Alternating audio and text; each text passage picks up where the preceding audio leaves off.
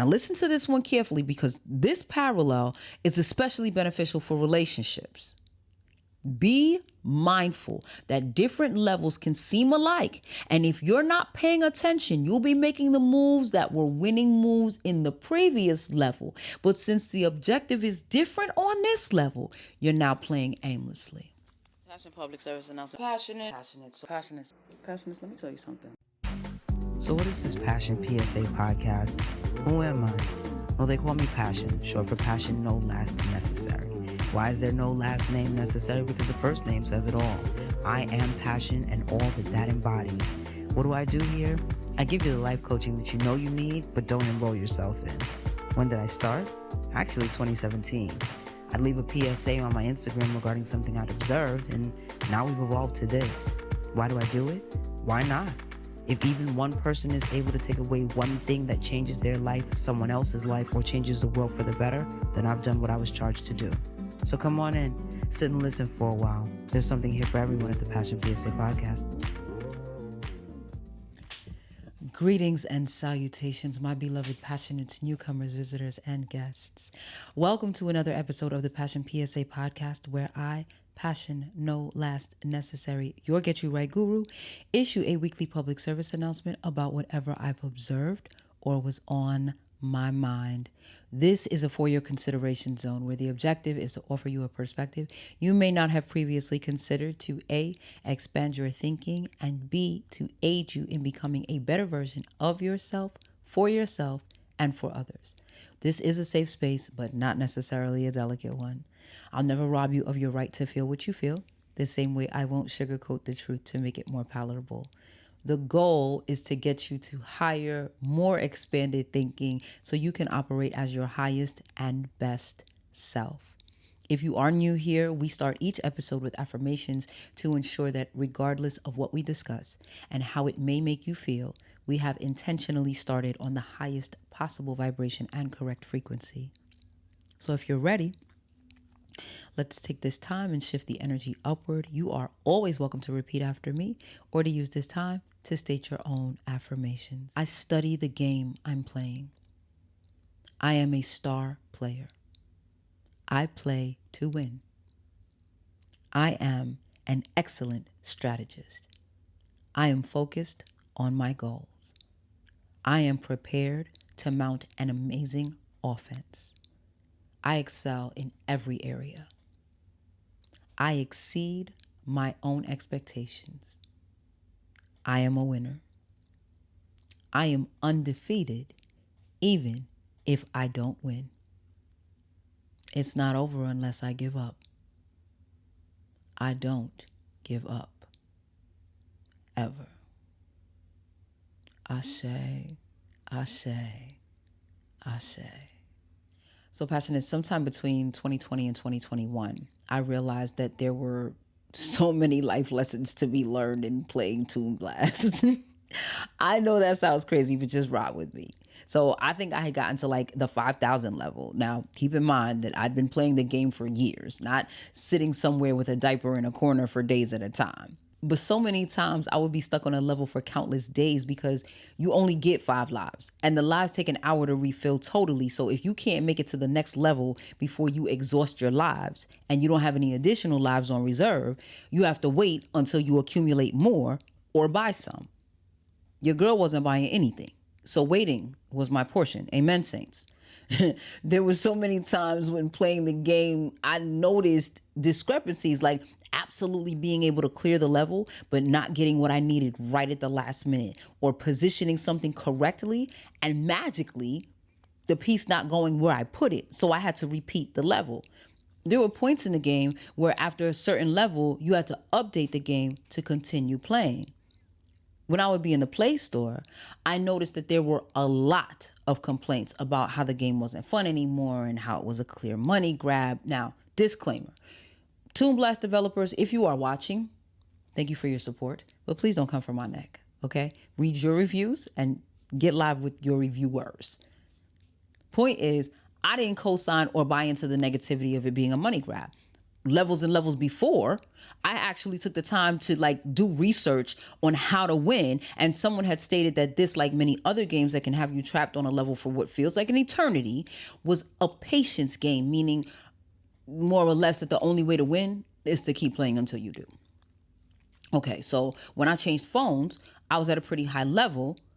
I was on a team which afforded me additional bonuses. I had a chest full of extra lives, and I had some other bonuses and perks. I don't remember what they were at this point, but none of my information ported over when I downloaded the game to the new phone. So I reached out to the people behind the scenes and I got most of my stuff back. What I didn't get back, I also didn't fight for. Message. It was a game. It wasn't costing me any money and it wasn't making me any money. I was just playing for entertainment. So without the help of the team boosters, though, it was taking longer to get additional bonuses and as such, taking longer to get off of levels. The option to buy remained ever present and ever ignored. And the curveballs being thrown by the game that were intentionally causing me to lose was starting to work my nerves real bad. But the lessons, like they were just so loud every time I played. So I was like, okay, you know what, Passion, do a Passion PSA about it. So I was screen recording as I was playing so people could see what I was talking about. But I believe I told you that that phone took leave of its functionality and the recording went with it. So when I had to replace that phone, I didn't bother to reinstall the game. And that decision came in part because I recognized that it was a major distraction that wasn't building me or profiting me. And the other part was that I knew I needed to focus on the podcast. And that was right around when I launched. So I knew I wouldn't have time to dedicate to a game that was losing its entertainment value by the level attempt. The new phone had some pre-installed games. So I was like, all right, I'll just play these. But here go the lessons showing up again. So I said, okay, I'm going to start documenting all of these lessons as they come to me. And that's what today's episode is. They're not in any particular order per se, and there is no real-time footage. But if you've ever played Toon Blast or Toy Blast or Candy Crush or Woodoku, any kind of game like that, you'll get a visual of what I'm talking about. If you don't have a pen and paper handy, this is a great time to pause the episode, go grab one, because there are going to be a lot of notes that are going to benefit you throughout your life. Here we go. Observation number 1. Sometimes, because of how you've played it, the only way to win is to take the extra steps. The only way to win is going to be the long way. And while if you had done it differently, it may have been faster, it's still not a guarantee that it would have been faster or better. So just be grateful for the results that you did get and celebrate the win no matter how long it takes to get it. Observation 2. Seldom to never do they give you what you need to win past the first few levels. They give you what they give you, and you have to make it work with that. So, and in life, right, often when someone's giving something to you, like a handout, you're at the mercy of whatever they choose to give you. If it's not their intention for you to be a real competitor, and generally it isn't because they don't want you to surpass them, they're going to give you more of what you don't need than what you do need, and then play mind games with you by trying to make you feel like you're still winning because they gave you something, even though they gave you what you didn't need. Take whatever it is and make it serve you. And if you have to play the level again, that's okay. You now have the opportunity to play with more wisdom. So study the board before making your move. Look at how much mobility you have. Remember that their strategy is to challenge you into defeat. So your strategy has to be to play to get what you need to get, not just to pass the time. And the same thing in relationships. Stop wasting time, passing time, because the meantime should mean time well spent. Somebody clap for that, because that was a word. Observation 3. They'll give you pieces that'll keep you in the game but won't allow you to win. So you're playing, but while your attention, your time, your energy, your effort is going to the game, you're stagnant on this level. And not for lack of skill or ability, but because what you need isn't being presented and you're at the mercy of the game until they give it to you. Meanwhile, the priority of the developer is to keep you on higher levels longer because they're more complicated, require more attention. And if you stay stuck on a high level for a long time, bust the psychology, there's an unconscious thinking that it's a good place to be stuck because you're closer to the top than the bottom. So you believe you're doing better than those on the bottom when in reality, stuck is stuck, stagnant is stagnant, and still is still. So while because your ego feels better about being higher up and is in competitor mode trying to beat the game, other things in your life are being neglected because the game has you captivated. If you don't know how to sideline some things when you're not progressing and give attention to other things where there is real room for mobility, you could lose opportunities, or worse, those things can be neglected to the point of damage or destruction. Now you have a bigger problem on your hands because you're still stuck on this level trying to figure out how to get off. Important opportunities have been missed, and you have to run damage control and do repair work and all at the same time, which continues to keep you from progressing to the next level over there. And now this has you scrambling to figure out how to do the repairs, fix what's broken, if that's even a possibility, and prevent what's damaged from breaking, but that's also contingent upon the level of damage. Let me give you an example. I played a level for 15 minutes. I had 2 more yellow gems to get. Until I eventually lost, they either gave me pieces with no gems or pink gems, but I had secured all the pink gems I needed. So sending more pink gems and getting lines with pink gems was a distraction to raise my serotonin and dopamine to make me feel like I was winning, but I wasn't, I couldn't. And continuing to play was potentially keeping me from other more important things. Now, some of them are dire, some not as critical, but definitely they could have gone either way. And this is all in an in-vain effort to try to beat this level. Same thing if I'm working on a project like the website, not making progress or making very little progress, and I'm determined to complete this, but I need to run out for an appointment. I wait until the last possible minute, which now requires damage control because I may have to do some sweet talking so they'll extend me grace if I'm late, or do some creative driving or maneuvering to get there. All while this email never got sent, and that was a golden opportunity for me to live the life I want. Or this money never got transferred, so this purchase can't be made, but this purchase also would have changed my life indefinitely. And this relationship that I value been falling through the cracks, and now is past the point of retrieval. You picking up what I'm putting down? Okay, so here's our next observation. You know when you play a game and you do well, the game acknowledges you. It throws up some little graphic and it's like, nice, or way to go, 2 in a row, you're unstoppable. The game is putting a battery of encouragement in your back, despite all the craziness the game is also doing to keep you from winning. People who don't want to see you win will cheer you on so you don't realize they're cheering against you. They'll cheer for you because they don't want others to know they're not rooting for you. They'll cheer you on because they're waiting for you to get to the level that you can't beat so they can watch you struggle since you're so good at everything else. People who feel like they aren't winning often take pleasure in the losses and impediments that the people they feel are winning have to navigate. They feel like that's the playing field being leveled. It's not. And it doesn't matter anyway. Cheers and applause, they can be motivating, but if that's not why you're doing it, fake cheers and applause, ill-intended cheers and applause, or no cheers and applause can actually stop you. Next observation. Sometimes the goal isn't to get you out of the game. It's just to slow you down because they recognize how adept you are at actually playing. If new levels can't be added quickly enough, the likelihood of you going back to the beginning to play a game you've already beaten could really be extremely slim, especially if you weren't playing because of how much you love the game. Next, a lot of the time when I play, I have YouTube running simultaneously.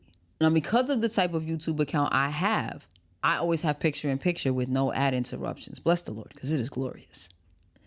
Anyway, depending on where I have the mini window, it obstructs something on the game board.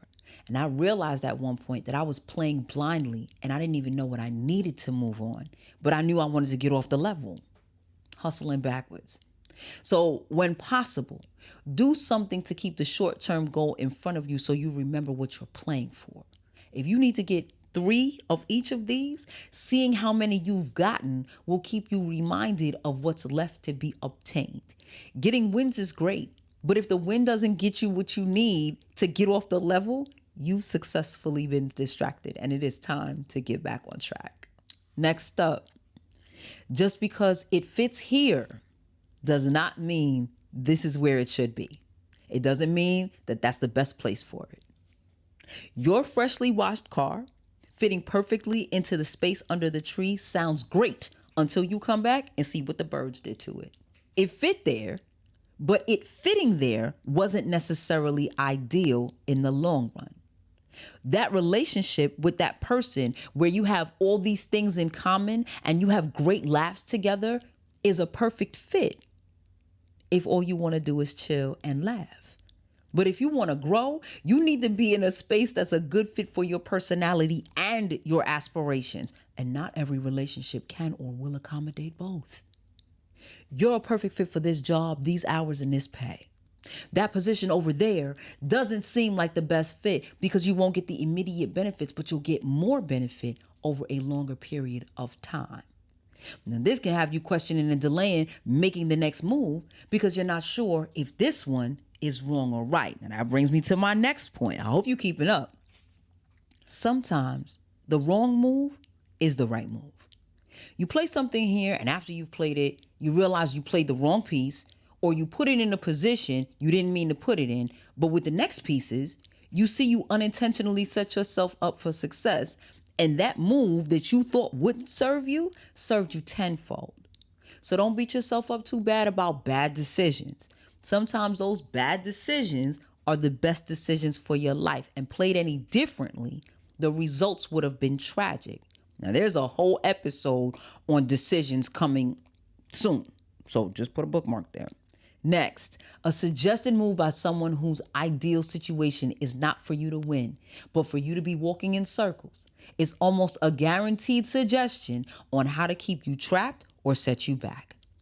The game suggests you play here, and the piece fits there, but search the board and see if it fits anywhere else.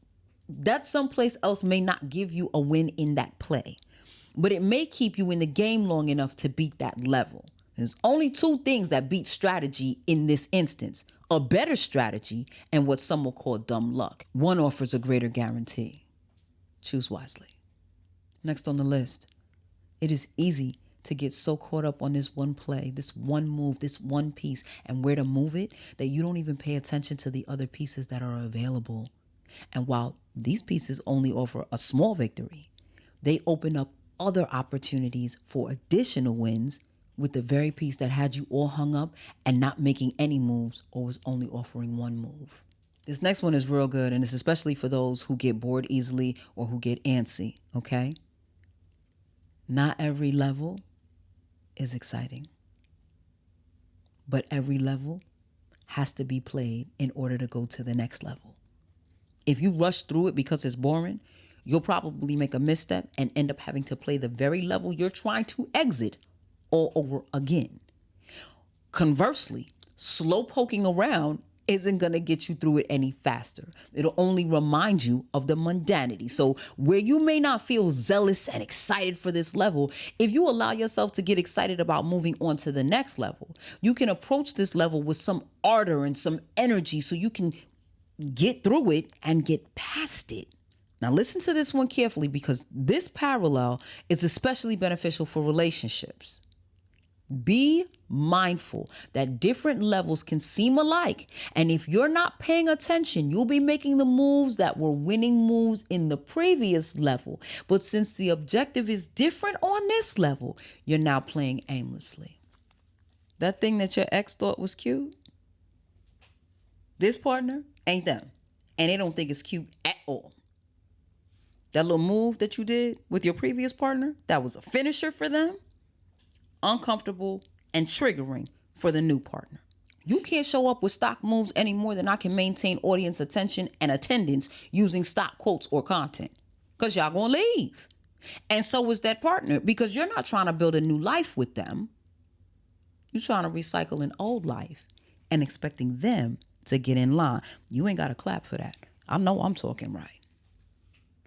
Circling back, until you redirect your focus to the objective, you'll be playing to play instead of playing to win and move on. And remember, playing to win and move on are two different things. Playing to win, your score is going up, you're procuring whatever the bonuses are. Playing to win and move on, the score may or may not be skyrocketing, but you're getting what you need to get off this level and move forward. Extras are cool, but progress is amazing. And while that is perspective and personality based, that was a word, so don't let it slip through your fingers. Next observation. No matter how well or how poorly you're playing the game, just know that somebody somewhere is watching and studying how you're playing and using it as a metric to measure something about you in comparison to others and even to measure themselves. And while they're using this system of comparison to make whatever determinations, you are not limited to or by their measurements. They can only measure the levels you've completed and the points accrued. They don't know contributing or extenuating internal or external factors. They don't know you. They don't know your life. So they can't accurately compare you to anyone else, because just one little difference between subject A and subject B can make a world of difference in responses and results achieved, which is what we just talked about. And don't let the measure to self fly by you either. Think about this as you prepare to take or send your little people off to take a standardized test. While you're preoccupied with how you or your littles measure up with others around you, remember that this is just as much a measure of the developer's ability to create a test that either confounds you or highlights your best attributes. Intentions matter, folks. If I want to prove you can't beat me, the developer, I'm creating a test that is going to forward my self-aggrandizement. I'm going to use language that is uncommon. I'm going to offer time limits that aren't reasonable. I'm going to do all the things that only the most competitive of the competitors will be able to result in and on. And while I may have successfully made you feel away, the real intention was to prove that I was better than you all along, and that my game or my test couldn't be conquered. Your skill and ability, that was miles behind in my rear view. Next on the list, games are supposed to be fun. But if you don't fully understand offense and defense, and you're playing against someone who does, the game probably won't be fun after a certain point, because losing is generally whack. Even if you're playing for fun, you still have to be thinking long game and 3 to 5 steps ahead. If you're hearing this and feeling like, I barely thought of this move, now you want me to think of moves I don't even know about yet? Like, don't panic. I just want you to be aware of what your opponent is doing if they are a strategist. They've already considered every possible move you could make, or most of them. And of course, that's from their vantage point. But they've planned a counter move for everything that they thought of. And that's why, unless there is no way for them to set you up to fail, you usually end up losing. With these machine games, if they continually give you things you can't go forward with, especially if it's a free game, eventually you'll delete the game altogether. If it's paid, they may give you options to buy some boosters or buy into something that keeps you more committed to the game. But if no results are yielded, then you'll definitely quit and delete it, because now you'll be mad because of the money wasted. Just keep in mind that even as a developer, there is a strategy being used. Some companies go as far as to bring on psychologists to basically help them construct these mind games. For the developer, the fun is in creating a game they can get you to lock into. For you, the game has to be recognizing what the real game is and then not being defeated by it. It's not about sitting, decreeing, declaring, and lamenting how the cards are stacked up against you. We see that all the time scrolling through comments on posts when there are injustices and various forms of disrespect, violations, and atrocities against the Black community at large. People love to say, oh, the game is rigged against us. They love to point out and reiterate the obvious. So let's do something different than that. Let's recognize the whacktasticness of it all and then formulate a strategy to circumvent it. No matter what it is, there is a workaround. Now, you may not be able to figure it all out on your own, but if you put your head together with some other folks who aren't trying to just beat the system, but beat the game so bad they never have to play it again, you can absolutely come up with an effective mechanism. That's it, and that's all, passionates.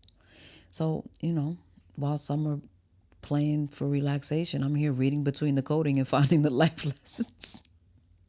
But my prayer is that these parallels will serve you as you play the game of life. May you realize that every day you don't give up, that is a win.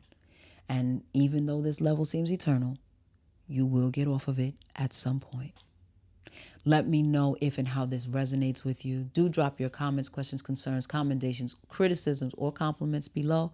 Listener letters can be sent to mybrilliantfriendpassion@gmail.com, whether you're viewing or listening on your preferred podcast platform. Like, subscribe, turn on your notifications, share, and share some more. Help me help others help themselves. If you would like to be a financial contributor, donations can be made via Podbean, PayPal, Cash App, Linktree, or Zelle. All the links are in the description box. Every little bit helps. It all goes back into the pod. Your Get You Right Guru is signing off, y'all. Go forth, be great, be filled with bliss, be armed and empowered with knowledge. Remember that the game might be what's in front of you, but the play is figuring out the game behind the game. Remember that what you speak, you create. So speak life. They are using your maneuvers to compare you to others who don't have the same circumstances as you. So if you do better than them, y'all don't have the same circumstances. And if you do worse, y'all don't have the same circumstances. Comparison is a thief of joy. If you wouldn't let somebody stick their hand in your pocket, don't let them attach their measurements with limited data to your life and tell you you're less than anybody to steal your joy, which is part of your mental, emotional, and spiritual currency. Every level seeming the same isn't the same, so you can't play them the same. Not every level is exciting, but you can't skip levels because you're not enjoying them. Don't get too hung up on whether this is the right move. It's all working together regardless. They're going to give you what they give you, and most times it's not to set you up for success. Keep your goals in front of you so you don't forget what you're playing for. Whether the goal is to slow you down or break you down so that you quit in frustration, stay reminded that that's the developer's strategy for self-empowerment. You don't have to be defeated just because others don't want you to win. The short-term and ultimate win may only be obtained by going the long way. If your goal is to win, go the long way. You'll still get there. Most importantly, have fun. Strategy is your offense, and not being thwarted if your strategy isn't successful is your defense.